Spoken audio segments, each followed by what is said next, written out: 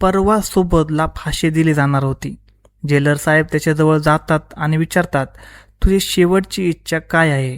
सुबोध थोडा वेळ गप्प राहतो आणि नंतर बोलतो, साहेब माझी इच्छा आहे की माझी शेवटची इच्छा तुम्ही पूर्ण करावी.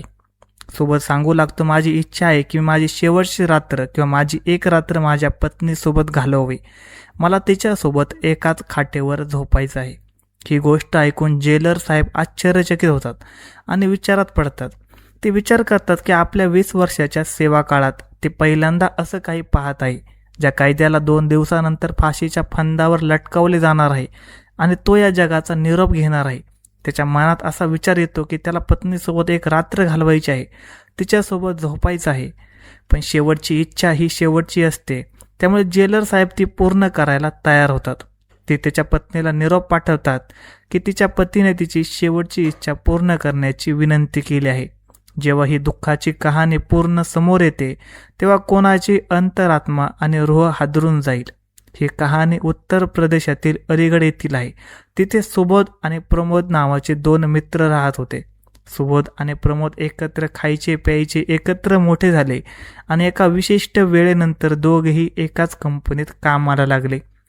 त्याच कंपनीत वंदना नावाची एक मुलगी काम करत होती. तिचे सुबोधवर प्रेम जडले होते. दोघांचे एकत्र भेटणे, फिरणे आणि सोबत वेळ घालवणे सुरू झाले होते. सुबोध जेव्हा डबा घेऊन जायचा तेव्हा त्याच्या डब्यातून वंदना खायची आणि वंदनाच्या डब्यातून सुबोध सुद्धा खायचा. म्हणजे दोघांची मैत्री इतकी घट्ट झाली होती की ती इतरांना सुद्धा दिसू लागली होती. एके दिवशी सुबोधचा मित्र प्रमोद त्याला म्हणाला, मित्रा, मलाही त्या मुलीशी म्हणजे वंदनाशी मैत्री करायची आहे, पण सहसा कोणीही आपली प्रेयसी कोणासोबत शेअर करू इच्छित नाही. सुबोधने त्याला थेट नकार दिला आणि सांगितले की तो त्याची वंदनाशी मैत्री करून देऊ शकत नाही.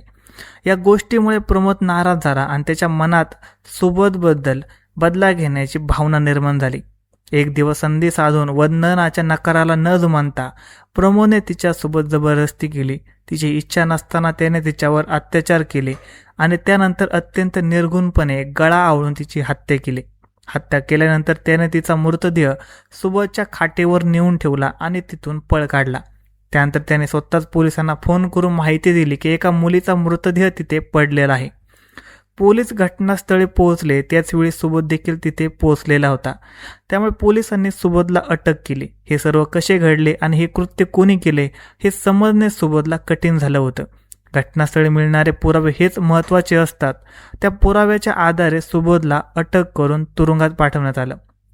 दरम्यान मुलीचा शवविच्छेदन अहवाल आला. त्या अहवालात स्पष्ट झाले की मुलीवर आधी अत्याचार करण्यात आला होता आणि त्यानंतर गळा आवळून तिची हत्या करण्यात आली होती. ही बाब समोर येताच लोकांनी सुबोधला फाशी देण्याची मागणी करण्यास सुरुवात केली. ठिकठिकाणी कॅन्डल मार्च काढण्यात आले. राजकीय आणि सामाजिक संघटनांनी तर लवकरात लवकर फाशी देण्याची मागणी केली. न्यायालयाच्या पुराव्यांच्या आधारे न्यायाधीशांनी सुबोधला फाशीची शिक्षा सुनावली. अशा प्रकारे एका निर्दोषाला दोषी ठरवून फाशीच्या शिक्षेपर्यंत पोहोचवण्यात आले. परवा त्याला फाशी दिली जाणार होती. जेलर साहेब त्याच्याकडे गेले आणि म्हणाले, सुबोध, परवा तुला फाशी होणार आहे. कायद्यानुसार फाशी देण्यापूर्वी कायद्याला त्याची शेवटची इच्छा विचारली जाते.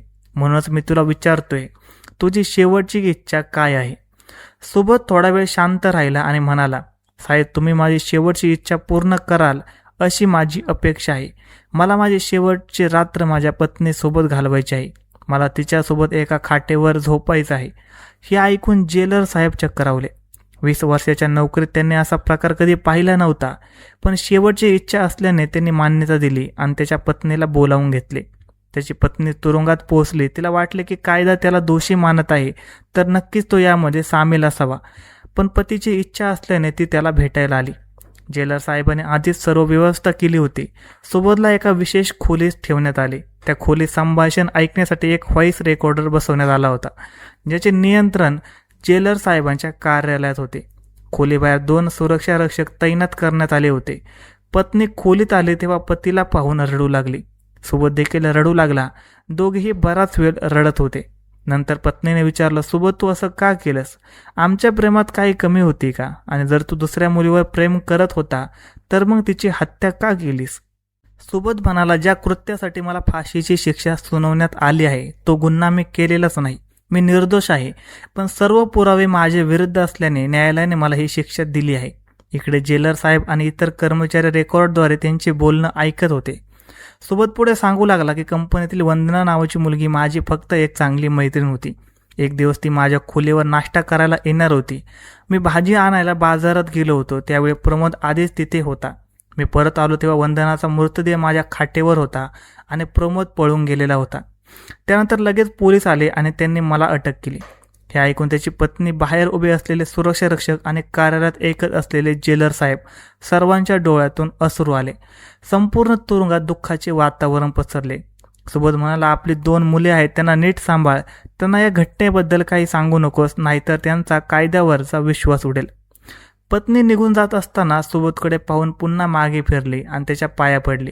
तिने आणखी 2 मिनिटे त्याच्यासोबत घालवली आणि ती घरी निघून गेली. तुरुंगातील सर्वांना समजले की एका निर्दोषाला फाशी दिली जात आहे. जेलर साहेबांनी ती व्हॉइस रेकॉर्डिंग पुन्हा ऐकली. त्यांच्या मनात विचार आला की एका निर्दोषाला वाचवले पाहिजे. त्याने वरिष्ठ अधिकाऱ्यांना माहिती दिली आणि उच्चस्तरीय बैठक बोलावली. त्या बैठकीत प्रशासकीय अधिकारी, राजकीय, सामाजिक प्रतिनिधी आणि माजी न्यायाधीश उपस्थित होते. तिथे ती रेकॉर्डिंग चालून दाखवण्यात आली.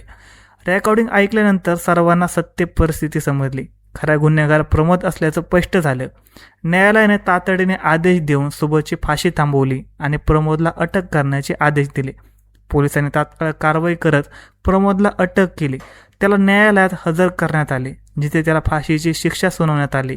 त्यानंतर प्रमोदला फाशी देण्यात आली आणि सुबोधची सन्मानपूर्वक सुटका करण्यात आली. शेवटी हेच सिद्ध होते की चांगले काम केले तर चांगलेच फळ मिळते आणि वाईट काम करण्याला त्याची शिक्षा मिळते. धन्यवाद मित्रांनो. अशाच नवनवीन क्राईम स्टोरी ऐकण्यासाठी आजच आपला यूट्यूब चॅनल क्राईम गट्टा याला सबस्क्राईब करा